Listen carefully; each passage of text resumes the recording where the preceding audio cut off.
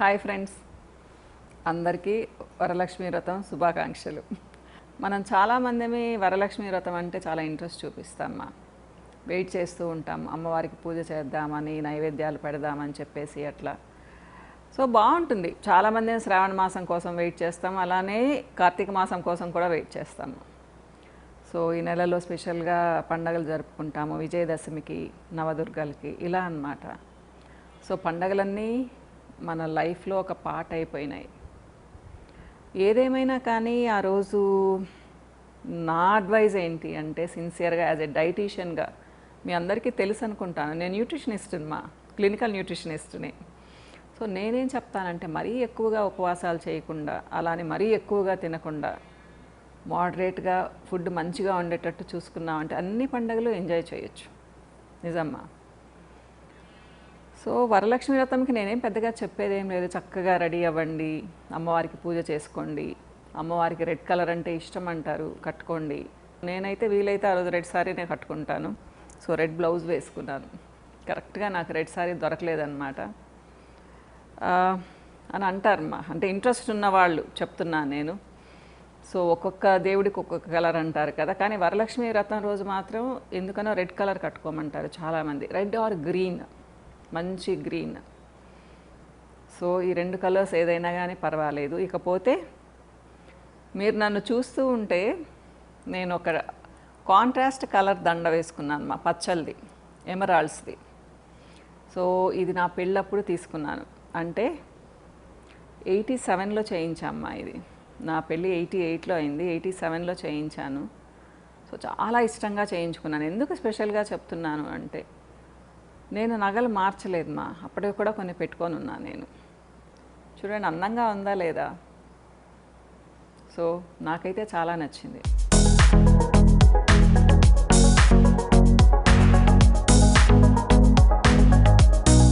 ఈ మధ్య ఇది బ్రేక్ అయి ఉండింది మా, ఇక్కడెక్కడో లింక్ పోయి ఉండింది.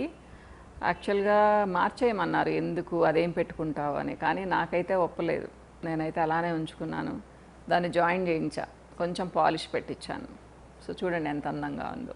ఇలాంటివే స్టడ్స్, హ్యాంగింగ్స్ కూడా ఉండున్నాయి, కానీ అవి ఇప్పుడైతే చిన్నవి అనిపిస్తాయి. నేను అసలు హ్యాంగింగ్స్ పెట్టుకోవడమే మానేశాను మా. అంటే మనం అనుకుంటాము 20 years బ్యాక్, 30 years బ్యాక్వి ఏం బాగుండవు, ఏం బాగుంటాయి పెట్టుకుంటే అని.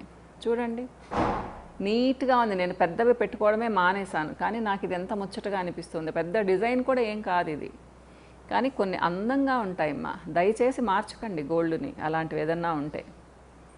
నేను అది చెప్పాలనుకుంటున్నాను. మనకేంటంటే కొంచెం అవుట్ ఆఫ్ ఫ్యాషన్ అనగానే మార్చేస్తూ ఉంటాము. అలా చేయకండి మా. మళ్ళా కొన్ని రోజుల తర్వాత పెట్టుకుంటే మనకు చాలా ఇష్టంగా అనిపిస్తాయి అవి. ఇకపోతే వరలక్ష్మి వ్రతానికి నేను ఒక బ్యాంగిల్ తీసుకున్నాను మా, మీకు క్లోజప్లో చూపిస్తాను. మీకు గుర్తుండే ఉంటుంది, నేను ఈ కమ్మలు తీసుకున్నానని చెప్పాను. సో ఇది హ్యాంగింగ్ కాదమ్మా, అది కింద పడకుండా ఇలా పెట్టుకుంటాం కదా, మాటిలాగా, అదనమాట ఇది. సో ఇలా రెండిటికి అన్నమాట.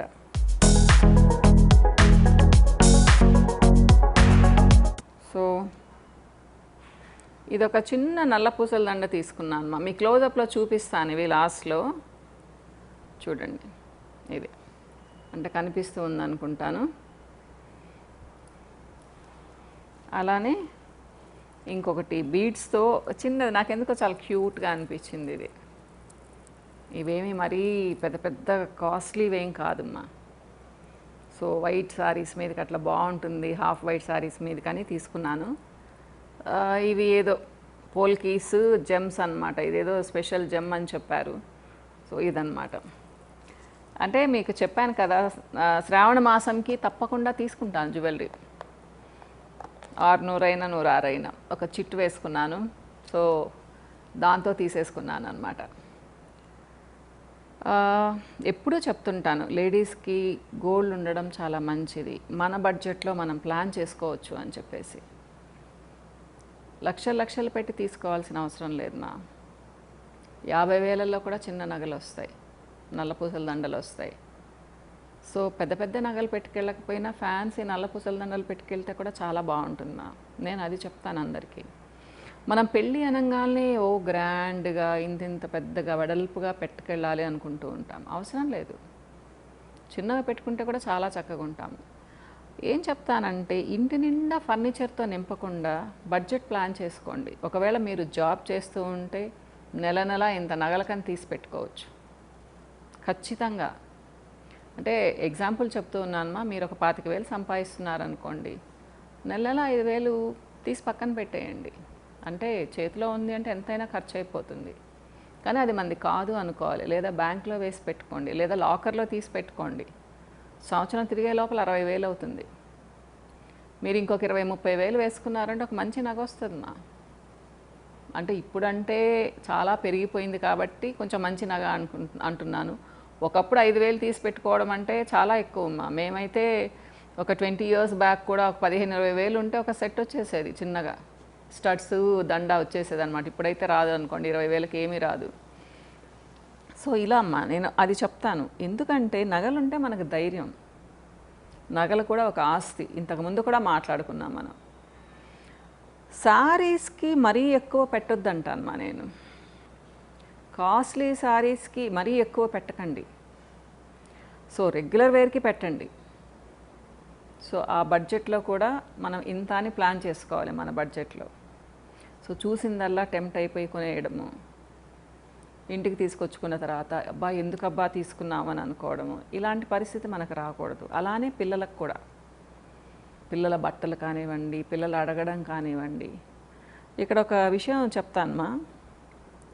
సో మాకు తెలిసిన వాళ్ళు అనమాట, భార్యాభర్తలు ఇద్దరు చాలా కష్టపడి సంపాదిస్తారు, చాలా. ఇద్దరు అబ్బాయిలు వాళ్ళకి.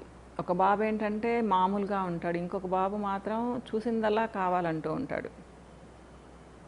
సో వీళ్ళు ఏం చేస్తారు అంటే పాపం ఇద్దరిని ఈక్వల్గా చూస్తారు. ఈ బాబు అడుగుతున్నాడు కాబట్టి ఆ బాబుకి కూడా కొనివ్వాలని నెలకు 2-3 డ్రెస్సులు కొనేవాళ్ళమ్మా. అంటే వాళ్ళ బడ్జెట్కి అది చాలా ఎక్కువ. తనేమో అసలు కొనుక్కునేది కాదు. తను జాబ్ చేసేది, ఆఫీస్కి వెళ్ళాల్సిన అమ్మాయి. ఎప్పుడు చూసినా కానీ ఒక గ్రామ్ నగ కూడా తన దగ్గర ఉండేది లేదు. నేను ఎప్పుడు అనేదాన్ని, ఎందుకు అట్లా వేస్ట్ చేస్తావని. ఎందుకక్క వేస్ట్ ఏముంది, పిల్లలకే కదా పెట్టుకుంటున్నాము అనేది. పిల్లలే మనకేం మెడల్స్ ఇవ్వరు మా రేపు, గుర్తుపెట్టుకోండి. మనకంటూ లేకుండా చేసుకొని ఉన్నదంతా ఊడ్చి పిల్లలకు మాత్రం ఇవ్వకండి.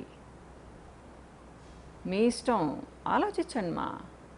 ఆఫీస్కి వెళ్ళేటప్పుడు మనకు కొంచెం చెప్పులు బాగుండాలి, ఒక చిన్న మంచి బ్యాగ్ ఉండాలి, కొంచెం బట్టలు కనీసం కొంచెం మంచి సారీస్ అయినా ఉండాలి కదా. మరీ బీదగా వెళ్ళాల్సిన అవసరం ఏంటి? అంతా పిల్లలకు కానీ ఎందుకమ్మా అంతగా ఆలోచించాలి?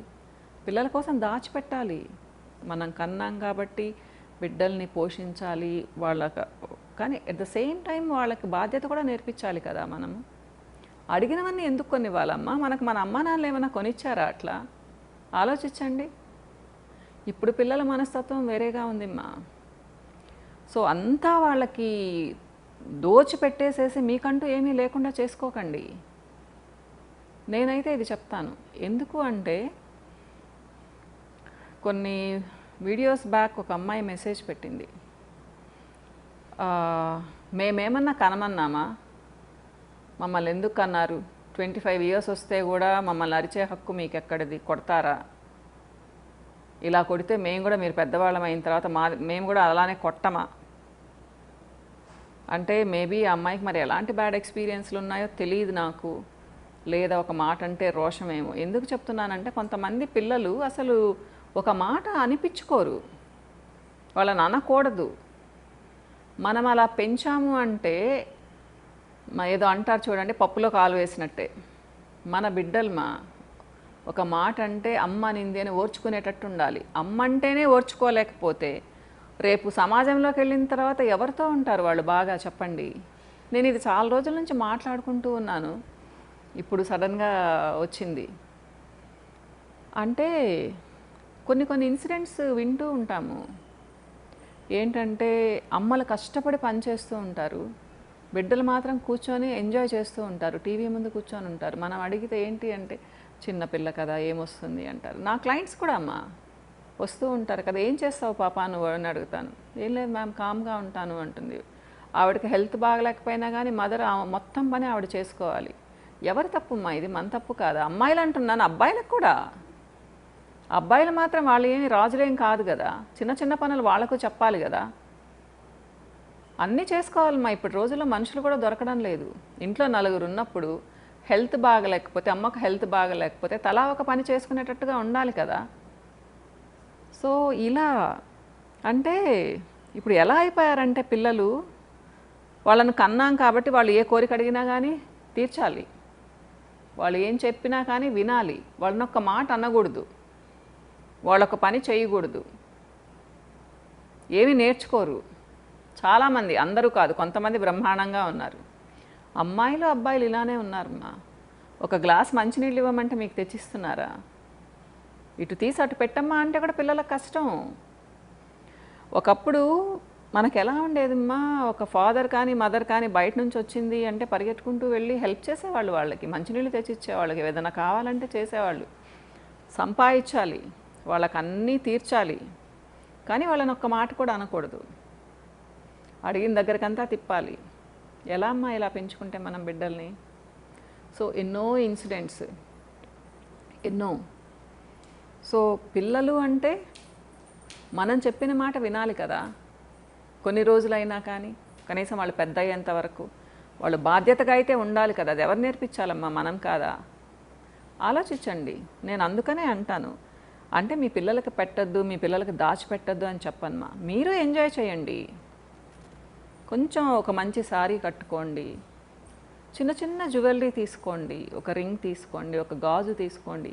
మీరు 10-15 సంవత్సరాల నుంచి జాబ్ చేస్తూ ఉంటే మీ ఒంటి మీద ఒక 10 గ్రాములు గోల్డ్ కూడా లేదు అంటే మీ తప్పు, మాది.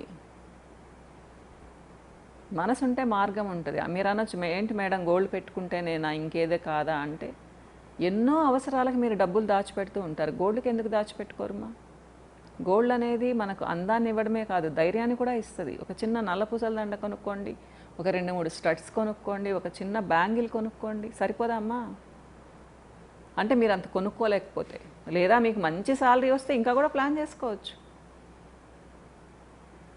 నిజంగా చెప్తున్నానమ్మా, ఒక 10% నగలకు తీసి దాచిపెట్టుకోవచ్చు, తప్పు లేదు. ఆలోచించండి. నేను ఇది ఎప్పుడు అనుకుంటూ ఉంటాను, మనం అస్సలు అంటే త్యాగమూర్తులము. అందరికి ఇస్తాం కానీ మన కోసం అంటూ ఏమీ దాచిపెట్టుకోము. కానీ మిగతా వాళ్ళకి మనకి ఏదన్నా చేద్దామనే సెన్స్ ఉంటే పర్వాలేదు. చాలామందికి ఉండదు, చాలా ఫ్యామిలీస్లో. మీ దగ్గర నగలు ఉన్నాయి అంటే మీవి అవి, చాలా ధైర్యంగా ఉంటుందా. కానీ చాలా వరకు నగల్ని పెట్టి లోన్స్ తీసుకోకండి మా, నా సిన్సియర్ అడ్వైస్ ఇది. తీసుకున్నా కానీ పే చేసే పొజిషన్లో ఉండాలి మనం, లేకపోతే నగలు అలా వెళ్ళిపోతాయి. ఇది కూడా చెప్పాలనుకుంటున్నాను, ఇంతకుముందు కూడా చెప్పాను, మళ్ళీ మళ్ళీ చెప్తున్నాను. మీకు ఎంతో అవసరమైతే తప్పితే లోన్కి పెట్టకండి, మినిమం ఉంచుకోండి. గోల్డ్ ఉండడం కూడా ఒక డిగ్నిటీ మా. మన ఇంట్లో మంచి సోఫా ఉంటుంది, మంచి కాట్స్ ఉంటాయి, కిచెన్లో భలే ఫర్నిచర్ ఉంటుంది, పెద్ద ఇల్లు ఉంటుంది, కానీ కొంతమంది నగల మీద అసలు ఇంట్రెస్ట్ చూపించరు. చక్కగా ఉంటాము. చిన్న చిన్న నగలు వేసుకోండి, పెద్ద పెద్దవి అమ్మవారిలాగా వేసుకోకపోయినా కానీ బాగుంటుంది. మనం నగలు వేసుకున్న తర్వాత మనకు మనం చాలా నచ్చుతామ్మా. ఏమీ లేదనుకోండి, ఒక గిల్టీ ఫీలింగ్ కూడా వస్తుంది. కాబట్టి గోల్డ్ అనేది మన సమాజంలో చాలా విలువ ఇస్తారు మన వాళ్ళు. అంతో ఇంతో కొనుక్కోండి, మారండి అమ్మా, కొంచెం మారండి. ప్రతి ఒక్క రూపాయి పిల్లలకని మాత్రం అనుకోకండి, మీకోసం అంటూ కొంచెం ఖర్చు పెట్టుకోండి. సో ఏదో చెప్పాలనుకొని ఎక్కడికో వెళ్ళాము. ఏదేమైనా కానీ మా మంచి టాపిక్ ఇది. నా సజెషన్ ఏంటంటే పెద్దదానిలాగా మీకు చెప్తున్నాను, గోల్డ్ మీద కొంచెం పెట్టుకోండి. ఓ అంటూ గోల్డ్ కొనుక్కోకండి, కానీ మీరు బాగా సంపాదిస్తుంటే 10% మాత్రం గోల్డ్ మీద పెట్టేస్తూ ఉండండి ప్రతి నెల. మీకు చాలా గోల్డ్ వస్తుంది ఒక 10-15 సంవత్సరాలు అయ్యే లోపల. ఓకేనమ్మా, ఇంకో వీడియోలో మళ్ళీ కలుస్తాను. బాయ్.